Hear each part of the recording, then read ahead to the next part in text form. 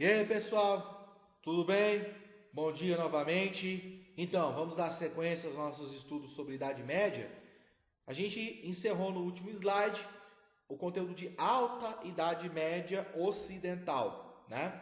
Então, nós vamos trabalhar a partir desse e dos próximos slides o conteúdo de Idade Média Oriental. E aí nós vamos começar com o Império Bizantino. Tudo bem, pessoal? Lembrando, né? Qual que é a origem do Império Bizantino? Lá no século III, Roma enfrentava uma crise, né? O Império Romano enfrentava uma crise aguda, a famosa crise do escravismo.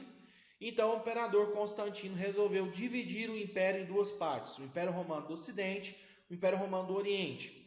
A capital do Império Romano do Oriente era a cidade de Constantinopla, que foi construída sobre uma antiga colônia grega que era chamada de Bizâncio. Então vamos lá: Império Romano do Oriente, Bizâncio, Constantinopla, tudo a mesma coisa. Estamos se referindo à mesma região, à mesma civilização.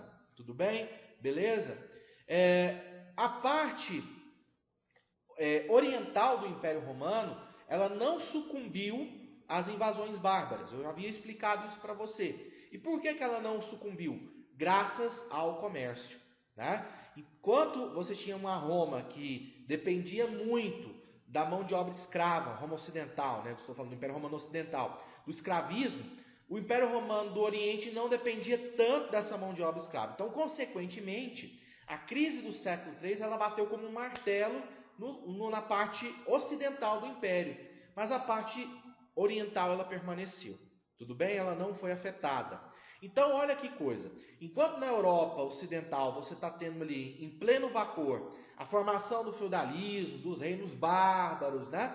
Nos primeiros séculos do medievo, na parte oriental da Europa, né? Na parte ali, principalmente da Península Balcânica, nós vamos ter a manutenção de um império, de um governo centralizado, né? De um governo centralizador, muito diferente da realidade, vamos dizer assim, europeia da época, beleza?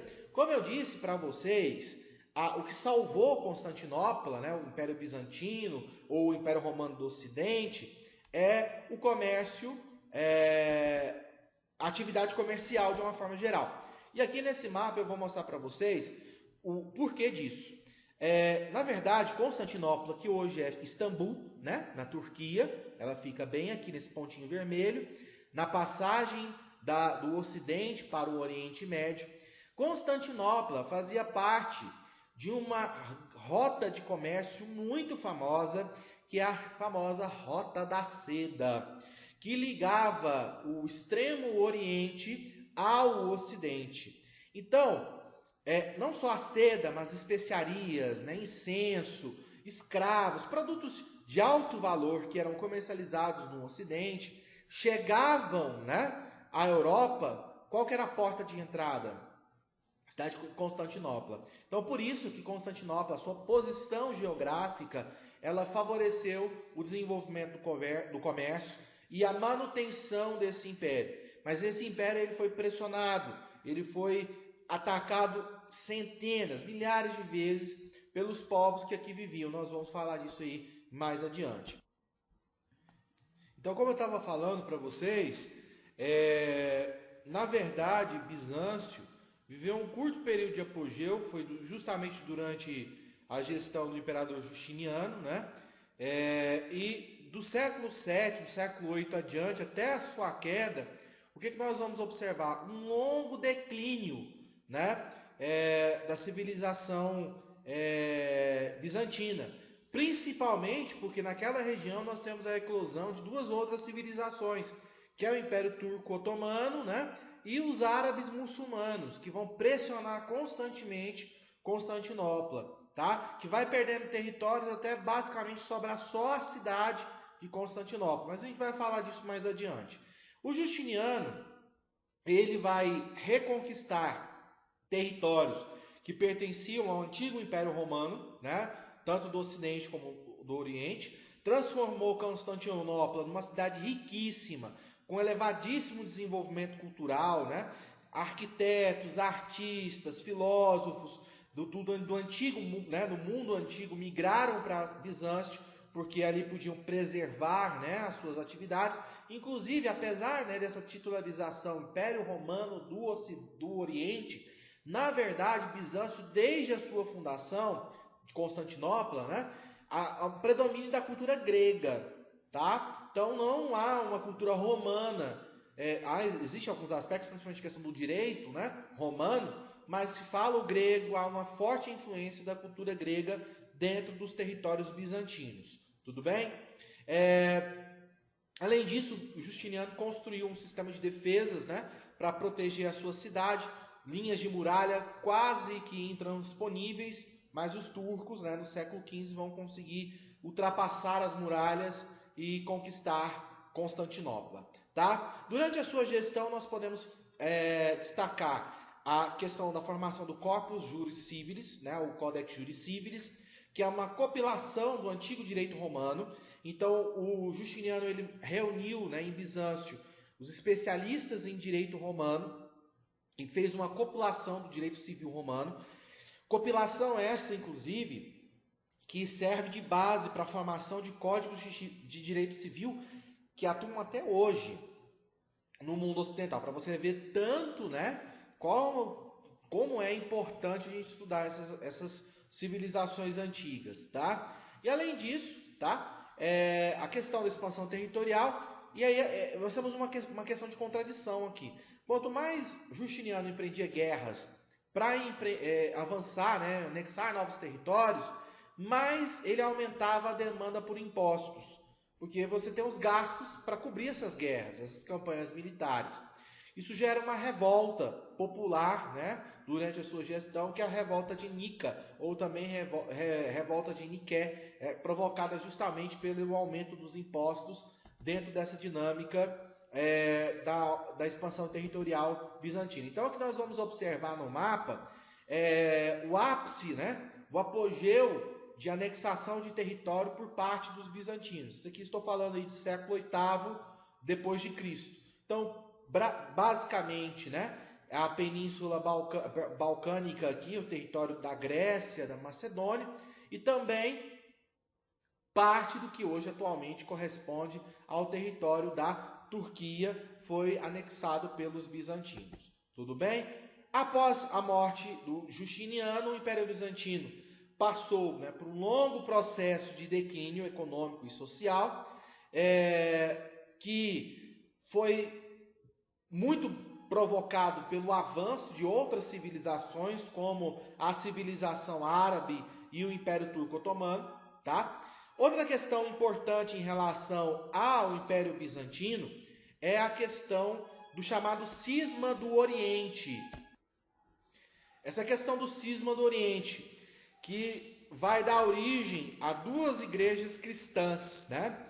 No Ocidente, você vai ter a presença da Igreja Católica Apostólica Romana, e nos territórios bizantinos e do Oriente Médio, principalmente, a presença da Igreja Cristã Católica Ortodoxa, né? Então, como é que se dá essa questão, essa dinâmica de um processo de separação que ficou conhecido como Cisma do Oriente, que ocorreu no século XI? Essa ruptura ela vai ser provocada, primeiro, pela questão do cesaropapismo. O imperador bizantino, ele acreditava que ele deveria ser o Papa, o chefe da cristandade, e não o Papa romano, né? Então havia essa disputa de poder interno entre o imperador bizantino e o Papa como chefe da cristandade. Além disso, nós temos a chamada querela da iconoclastia. O que é isso? Os bizantinos, os cristãos bizantinos, criticavam a Igreja Católica Romana pela utilização de ícones. Todo mundo sabe que o cristianismo católico romano utiliza muito a imagem de santos, né? E dentro da igreja, os católicos fazem peregrinações, né? Tem uma série de rituais religiosos envolvendo imagens. E essa utilização de ícones, de estátuas, né? De imagens pelos cristãos ocidentais, pelos cristãos católicos romanos, era fortemente criticado pelos cristãos do Oriente, né, bizantinos. Então essa questão chama iconoclastia, a utilização, o culto a imagens. Então esses dois fatores provocaram, né, a ruptura definitiva entre cristãos ortodoxos do Oriente, né, a igreja cristã católica ortodoxa e a igreja católica romana. Existem poucas diferenças, vamos dizer assim, não são poucas, são importantes, mas eu me expressei mal aqui, mas se você entrar numa igreja ortodoxa, você obviamente vai perceber que não existem imagens, né? Só pinturas, mas eles não utilizam ícones, né? Imagens de santos ou de outros objetos. E tem algumas questões, por exemplo, o sacerdote, né? Não tem o celibato do sacerdote, não tem a questão mantém-se os sacramentos, né? Batismo, enfim, o matrimônio, né? Os ortodoxos não reconhecem o Papa como o chefe da cristandade.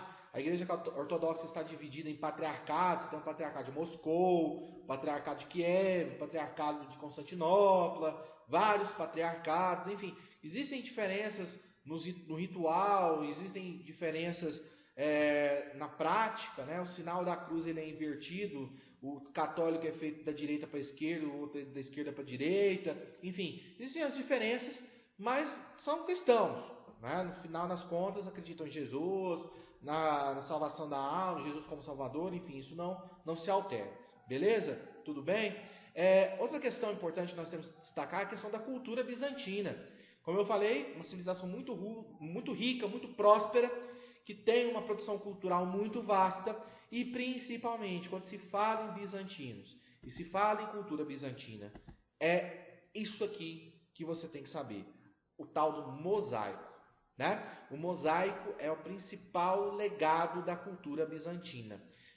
Lógico, você tem a contribuição da filosofia também, né? Mas artisticamente falando, o mosaico é a expressão máxima da cultura bizantina, tá? E 40% das questões de Império Bizantino que caem nos vestibulares vai envolver essa questão dos mosaicos. E o mosaico é aquela, né, obra de arte feita com pedacinhos de pedra ali, né, que formam uma imagem, e as imagens remetem aos imperadores e aos temas da igreja, tá? Então aqui você vê, por exemplo, né, o imperador, que é visto como sagrado, né, os anjos, enfim. Então uma cena ritualística envolvendo a figura da monarquia, do imperador, e também os aspectos religiosos da igreja. Beleza, pessoal? É isso aí. Fiquem com Deus. Até mais.